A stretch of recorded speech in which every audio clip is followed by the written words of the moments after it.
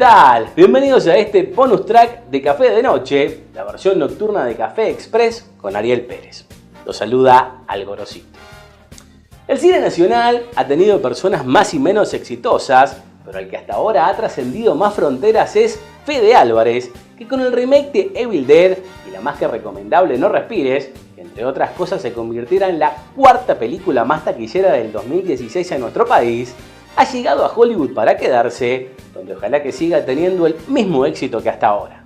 Este año él estará al frente de The Girl on the Spider's Web, una especie de continuación de lo que fue La chica del dragón tatuado de David Fincher del 2011, pero también el capítulo 4 de la saga Millennium, iniciada por Noomi Rapace, lo que se complica aún más si les cuento que si bien esto está basado en la saga original en papel, la misma fue continuada por otro escritor después de la muerte del autor que la creara, siendo el primero de 2 libros que ha editado este heredero de la saga literaria. Y así es que todo este comienzo de año estuvieron filmando escenas tanto en Berlín, de donde se despidieron con un asado uruguayo que el propio Fede cocinara para unas 120 personas, y ahora al llegar a su última escala en Estocolmo, hicieron un evento donde se dieron a conocer muchas cosas, entre ellas el nuevo look de Claire Foyle, protagonista de la serie de Netflix The Crown, la cual se convertirá en la nueva Lisbeth Salander, que seguramente tendrá una versión mucho más cyberpunk del peinado que le vemos por acá, además de estar presentes Sverine Gudnason, que el año pasado conocimos por la injustamente ignorada Borg McEnroe, y entre otros la King Stanfield, el encargado de decirnos que huyéramos en Get Out, una de las mejores cintas del 2017. Por lo que con motivo de este evento compartiremos con ustedes las palabras de tanto Fede como algunos de sus protagonistas, que nos empezaron contando sobre los lugares donde estuvieron filmando para este estreno que nos estará llegando en el último trimestre del 2018. Así que, luces, cámara, acción. Obviously, the books they're set in Europe.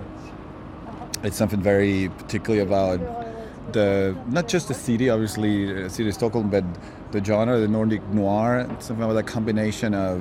We're always talking about that, about the idea of like cold outside and very hot inside, the contrasts of the worlds, and it's something the story definitely has. It has the desolation of certain landscapes of the snow combined with the intimacy of the interior of the world of the characters.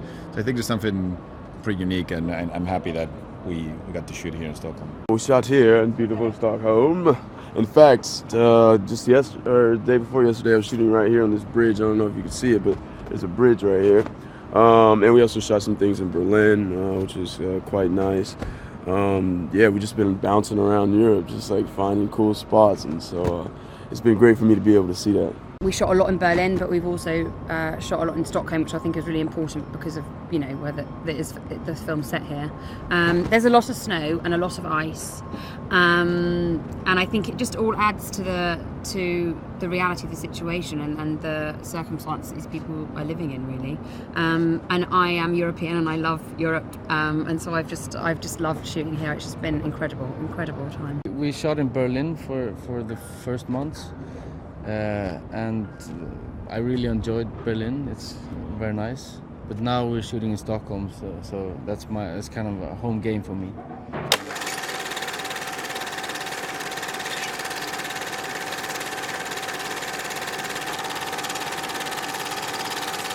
So this is one of the books that's not yet hit the big screen, and it's I think it kind of deepens her character. It shows a little bit more about where she comes from and what makes her tick, which is interesting and exciting. And plus you've got me in it. And if you don't want that in a film, I don't know what you want.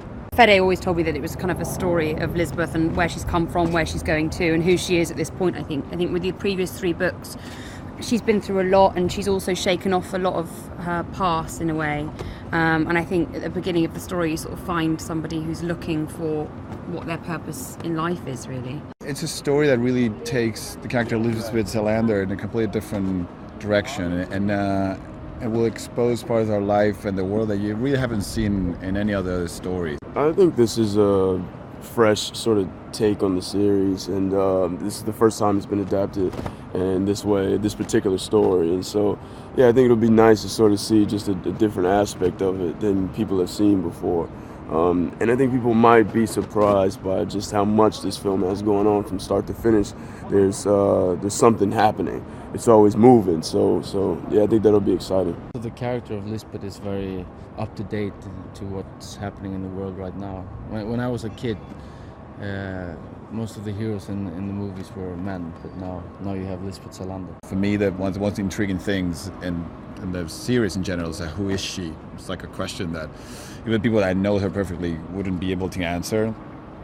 It's because that's what makes her special. It's just the intriguing part of who is Lisbeth Salander for real. There's going to be some great action. There's a great sense of mood and suspense. There's a lot of emotion in it. There's a lot of sort of intrigue. What's special about it is that it's very hard to put inside a box of what it is. It has a little bit of everything, but it's at its core, I think, is a story, is a thriller, because it pushes the character completely out of her comfort zone and send her into a spinning world that until the very end. It is a little bit of a roller coaster movie, because once it goes, it really doesn't stop till the end.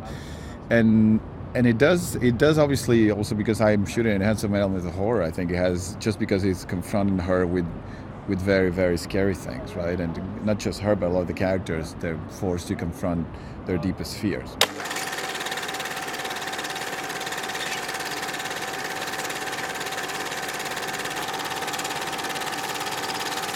It's Mikael Blomqvist. He's a journalist, and when we come into the story, he's getting pushed out of his own magazine, so he's kind of down on luck. But then Lisbeth Salander comes back after 3 years of being gone, and she needs help, and he obviously can't say no. I played Needham, who he works closely with the government agencies and is attempting to sort of track down Lisbeth and is on her trail for most of the duration of the story. And what his real intentions are not really clear, but he's after something. The sort of days are gone where you can have a kind of two-dimensional figure, really, at the centre of any story. And I also think that Lisbeth is a really complex and interesting woman, as all women are.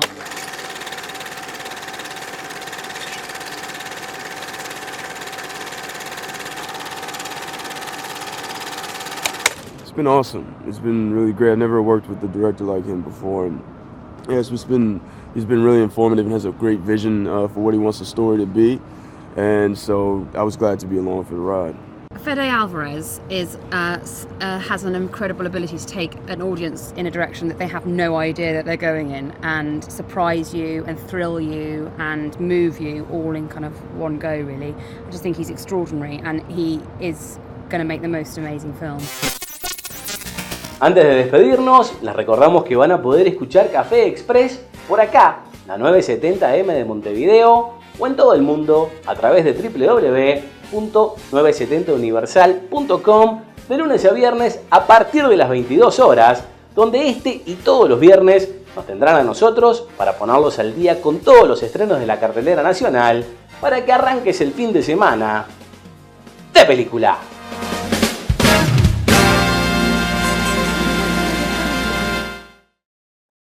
Muchísimas gracias por haber llegado hasta el final de este video. Por acá tendrán acceso a las últimas críticas y un poquito más abajo las versiones completas de nuestro programa semanal sobre el mundo del cine.